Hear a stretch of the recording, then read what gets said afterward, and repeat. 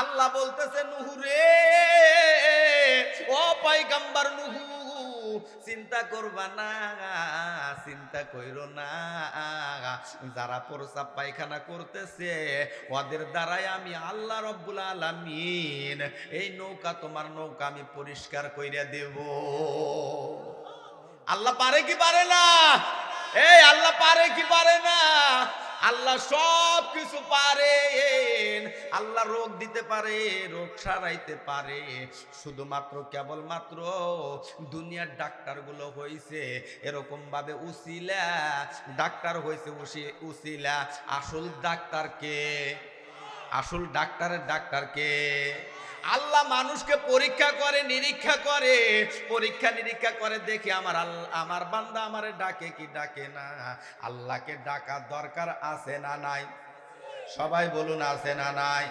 কলেমা পড়ো লা ইলাহা, জোরে লা ইলাহা, জোরে জোরে লা ইলাহা ইল্লাল্লাহ, লা ইলাহা, জোরে লা ইলাহা, জোরে লা ইলাহা ইল্লাল্লাহ, লা ইলাহা। এই ওলি আল্লাহর বাংলাদেশ, এই শহীদ গাজীর বাংলাদেশ, রহম করো আল্লাহ, রহম করো আল্লাহ। এই ওলি আল্লাহর বাংলাদেশ, এই শহীদ গাজীর বাংলাদেশ, রহম করো আল্লাহ, রহম করো আল্লাহ। আল্লাহ আপনার পথে শহীদ যারা, আপনার পথে শহীদ যারা, তাদেরই আমরা বংশধর, তাদেরই আমরা বংশধর, তাদের পথে তাদের মতে কবুল করুন আল্লাহ, কবুল করুন আল্লাহ, কবুল করুন আল্লাহ, কবুল করুন আল্লাহ।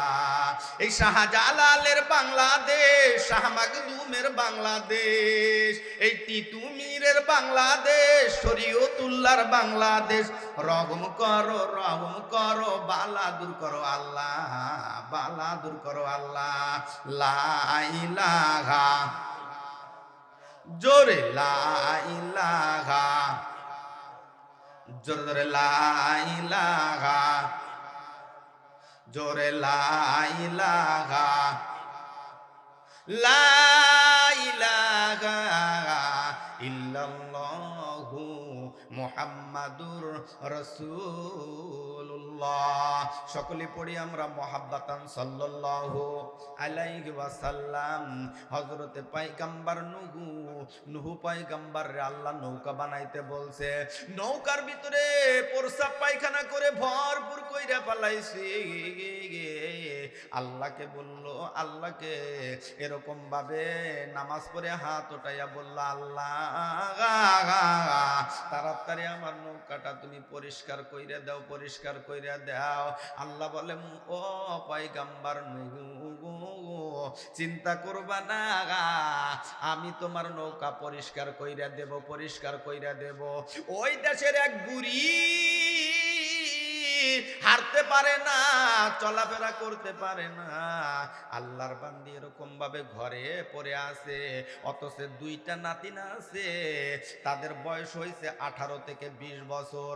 এরকম ভাবে দুইটা নাতিন বলতেছে, ও দাদিমা শোনো শোনো, ও দাদিমা, এরকম ভাবে পয়গম্বর নুহু এত সুন্দর করে আমাদের দেশে নৌকা বানাইছে, আমাদের দেশের সমস্ত মানুষগুলো ওই নৌকার ভিতরে প্রস্রাব পায়খানা করছে। ও দাদিমা, তোমার কি মন চায় না যে ওই ওই নৌকার ভিতরে প্রস্রাব পায়খানা করি? তোমার কি মন চায় না? তখন বুড়িমা বলতেছে, না, আমার মন চায়, আমি তো চলাফেরা করতে পারি না, আমি হাঁটতে পারি না, বসতে পারি না, আমি কেমনে করে ওই নৌকায় যাব? দুইটা নাতিন বলতেছে, ও দাদিমা, আমি তোমাকে ওই নৌকায় লিয়া যাব। এবার যখন এমনি করে বলে, বলার সঙ্গে সঙ্গে বলতেছে, চলো যাই, তাহলে ওই নৌকায় চলো, প্রস্রাব পায়খানা তুমি করে আসো।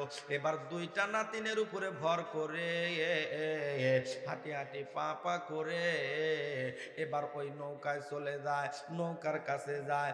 যখনই নৌকার উপরে এরকম ভাবে এরকম ভাবে বেঈমানেরা ভের দিয়ে রেখেছে, ঢাইকা ডুইকা রেখেছে, ওর ভিতরে প্রসাব পায়খানা করে। বুড়ি যেই উঠেছে প্রসাব পায়খানা শেষ, বেরো হয়ে চলে আসবে। আল্লাহর কি কাম, বুড়ির পাওটা এরকম ভাবে পিছ লাগিয়ে এরকম ভাবে নৌকার ভিতরে পইরা গেল। পইরা যাওয়ার পরে মলগুলো মুখের ভিতরে ঢুকলো, হাত পায়ে ঢুকলো, বুড়ির চামড়াগুলো এরকম ভাবে ঘুষি মুছি লেগেছিল, চোখের দৃষ্টি শক্তি একেবারেই কইমা গেছিল। যেই মলের ভিতরে পইরা গেছে চোখের দৃষ্টি শক্তি বাড়ায়া দিল কে? জোরে কয় না কে? সে আল্লাহ আজও আছে না নাই? ৭০ বছরের বুড়ি ও এরকম ভাবে হাঁটতে পারে না, চলতে পারে না, ভালো করে বসতে পারে না। ওগো সিলাবাড়ির মা বোনেরা, ৭০ বছরের বুড়ি, চামড়া গুলো ছিল একেবারে এরকম ভাবে ঝুলুমুলু করেছে, অথচ চামড়া গুলো এরকম ভাবে টান হয়ে গেল।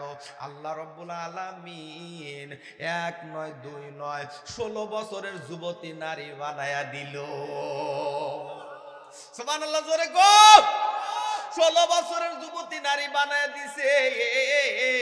যে এই ১৬ বছরের যুবতী নারী হয়ে গেছে, এবার বলতেছে ও দাদিমা, তুমি না বুড়ি আছিলা, এখন এত সুন্দর নারী, এত সুন্দর মহিলা কেমনে কইরা হইলা?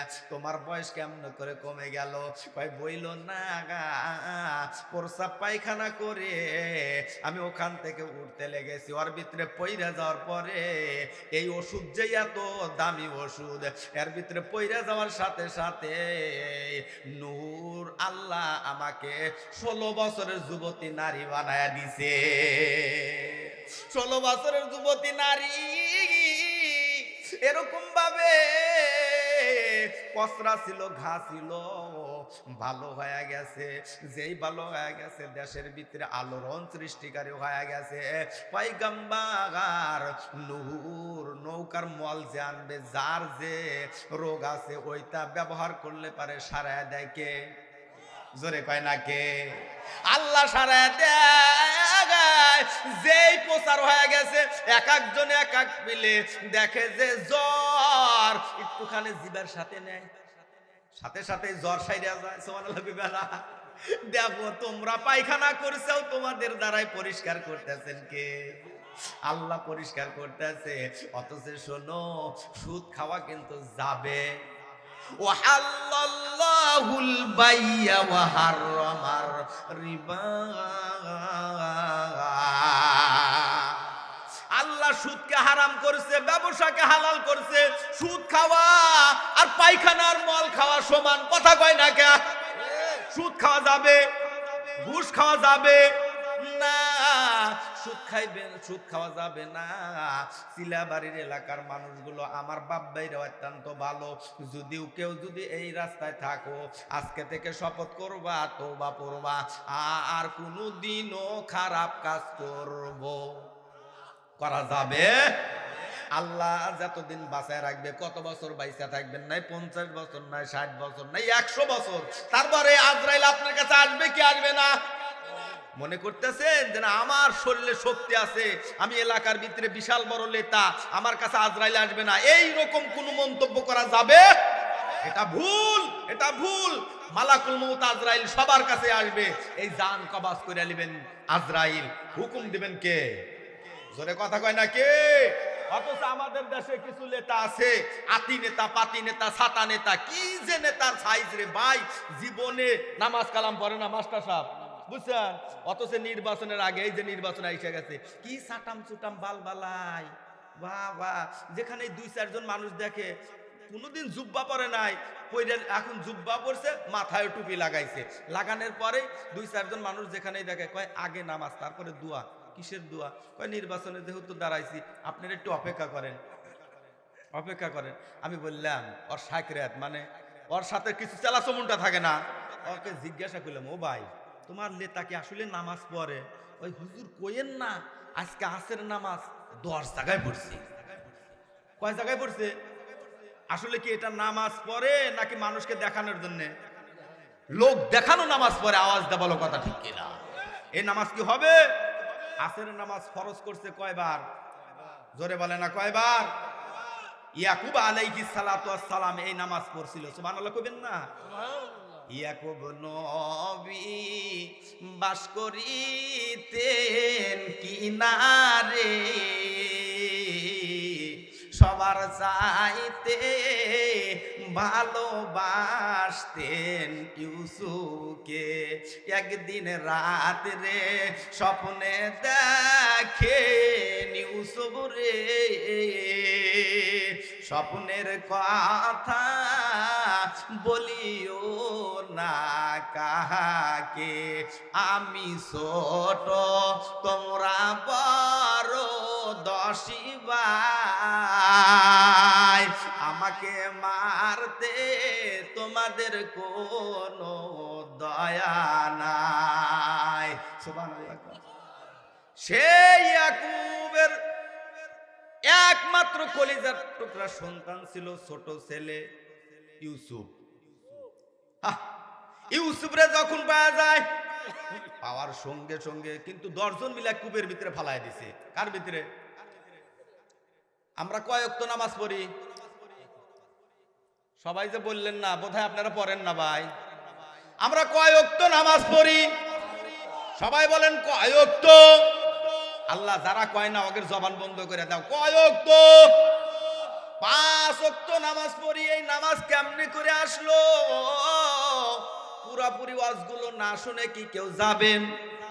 এই যাওয়া যাবে? কোন কোন নবী কোন কোন জায়গায় নামাজ পড়ছে, হাত উঠায় দোয়া করেছে, সেই নামাজ আমরা পড়ি।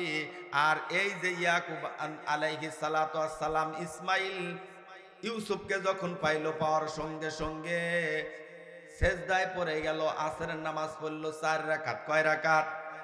4 রাকাত। এই মাগরিবের নামাজ পড়লো 3 রাকাত।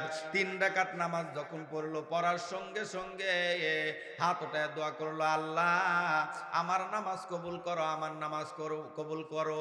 আল্লাহ বলল, ও ইয়াকুব শোনো গো, আমি শুধুই কবুল করি না,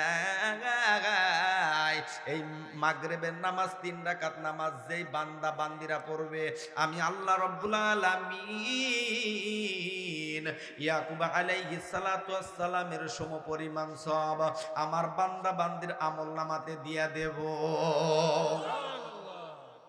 3 রাকাত নামাজ। কয় রাকাত? 3 রাকাত নামাজ। কিন্তু আমাদের দেশের নেতা সাটাম সুটাম ভাল বালাই, এই করব সেই করে দেব, এই দেব সেই দেব, না না, মিথ্যা কথা বলা হয়েছে মহাপাপ। যেই নেতা হয় গরিবের ভিজিবিন কাইট মাইরা খায়, রাস্তা খায়, কালপাট খায়, ব্রিজ খায়, খুয়া পর্যন্ত 4টা চুটা খায়। আওয়াজ দা বলো, জোরে বলো, কথা ঠিক কিনা?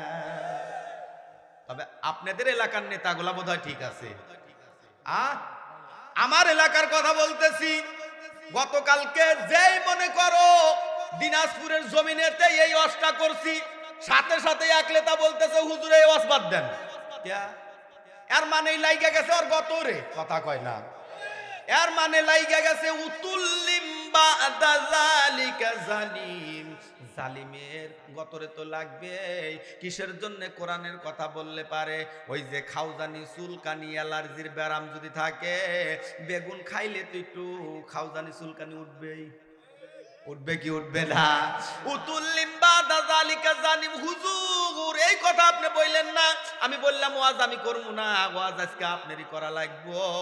আপনি যদি ওয়াজ করেন 5 জনও থাকবে, কেউ থাকবে না। আর আমি ওয়াজ করলে পারে এখানে শ্রোতা আসবে, থাকবে হিংসা। আপনার কথা মতো লোক আসবে না, আমার কথা মতো আসবে না। কোরআন যদি ভিতরে থাকে তাহলে মানুষ শোনে কি শোনে না? এই কোরআনের কথা শোনে কি শোনে না? কলেমা পড়ো লা ইলাহা, জোরে লা ইলাহা, জোরে জোরে লা ইলাহা ইল্লাল্লাহ, লা ইলাহা,